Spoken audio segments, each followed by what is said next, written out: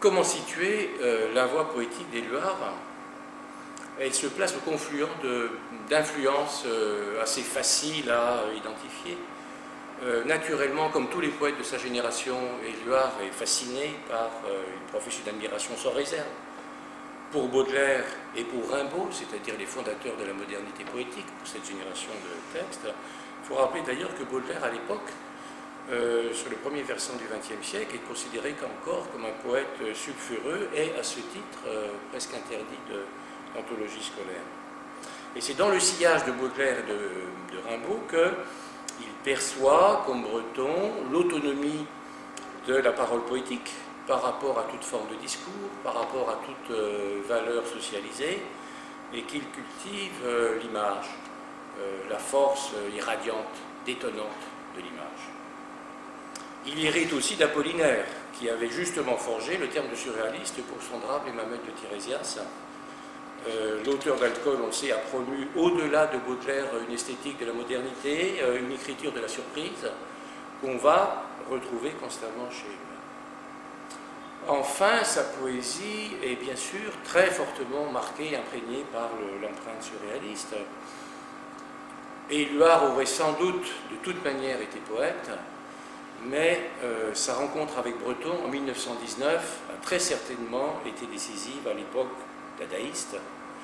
Il partage avec l'auteur des deux manifestes du surréalisme des orientations majeures, aussi bien d'ailleurs dans les thèmes que dans les modalités de l'écriture. C'est une œuvre qui, comme celle de Breton, est constamment à l'enseigne du désir, de la liberté, de l'amour.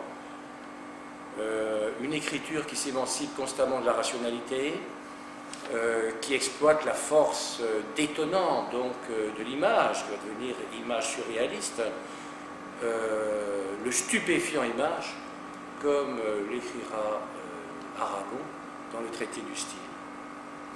Néanmoins, et c'est une chose absolument capitale à avoir en tête, Éluard n'a été qu'en partie surréaliste et c'est une réserve qui permet justement de mieux approcher sa spécificité poétique.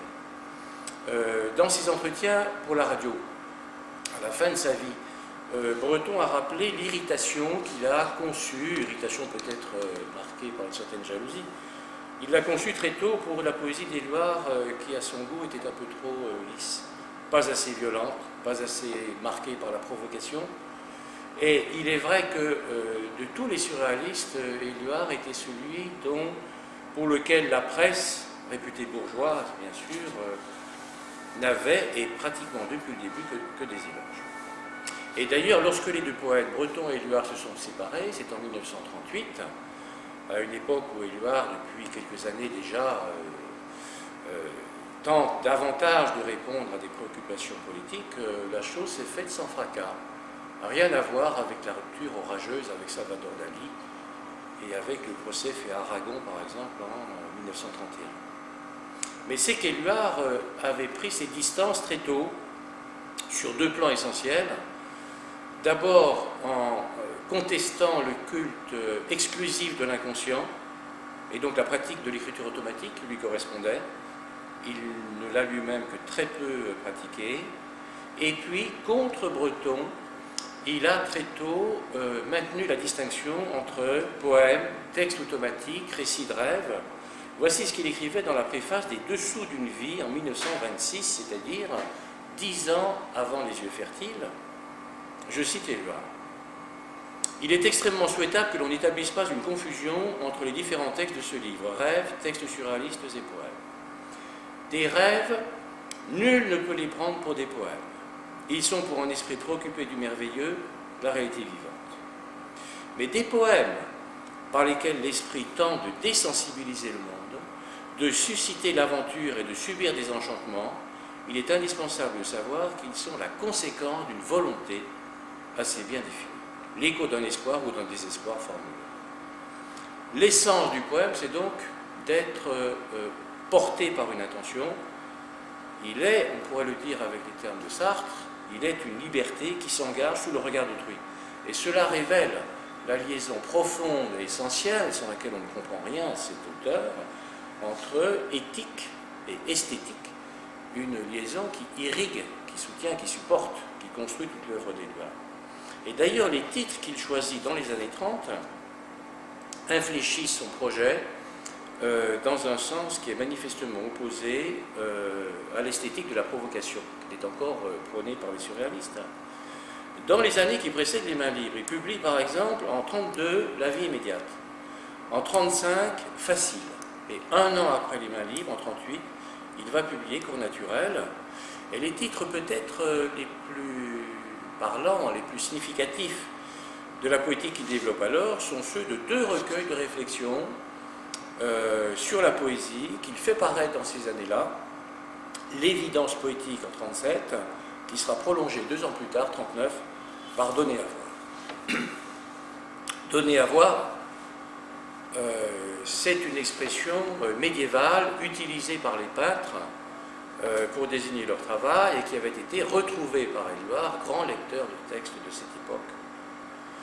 Donner à voir, expression qu'il s'approprie, qu'il fait sienne donc, suggère que la poésie d'Éluard se veut conquête de l'évidence, au sens étymologique du terme, c'est-à-dire conquête du visible.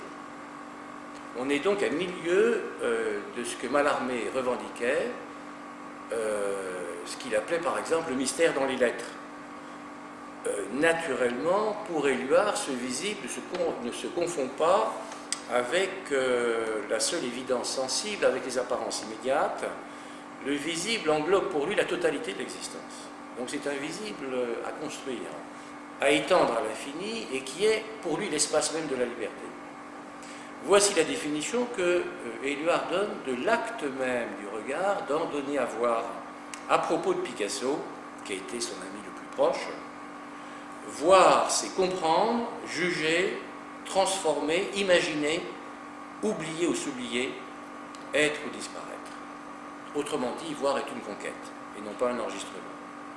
Alors on comprend là à quel point l'ambition poétique d'Éluard est contraire à toutes les poétiques modernes qui, depuis Mallarmé, sont fondées sur une parole négative, une parole qui serait minée par le sentiment de son insuffisance, de son échec prévisible. L'œuvre de Jacotet, par exemple, est traversée par la conscience d'une fragilité de la parole, par la menace d'un effondrement du dire poétique. Et à l'inverse, Éluard est plutôt dans le sillage, tout surréaliste qu'il soit, il est plutôt dans le sillage des classiques, des romantiques, c'est-à-dire de ces écrivains qui croient à une préhension possible, mutuelle des mots et du monde. En 1952, l'année même de sa mort, dans Les Sentiers et les routes de la poésie, il affirme ceci: « Les hommes ont dévoré un dictionnaire et ce qu'ils nomment existe. » Le poème est donc une épiphanie, un surgissement simultané de la parole et du réel. Il n'est pas là, comme chez Mallarmé, pour révéler l'envers des choses. Il n'est pas non plus, comme chez des poètes bien connus du XXe siècle, menacé de silence et d'aphasie. Il fait accéder le réel à une visibilité pure, à un état d'évidence, pour reprendre son terme, où la réalité se donne donc pleinement à voir, mais dans sa richesse infinie. Et c'est la raison, naturellement, pour laquelle Éluard avait une fascination naturelle, manifeste pour les peintres, et notamment Picasso. Chez Picasso, ce qu'il célébrait, ça n'était pas la recherche, ça n'était pas le tâtonnement, c'était une démiurgie qu'il percevait comme une sorte de déploiement vital d'existence.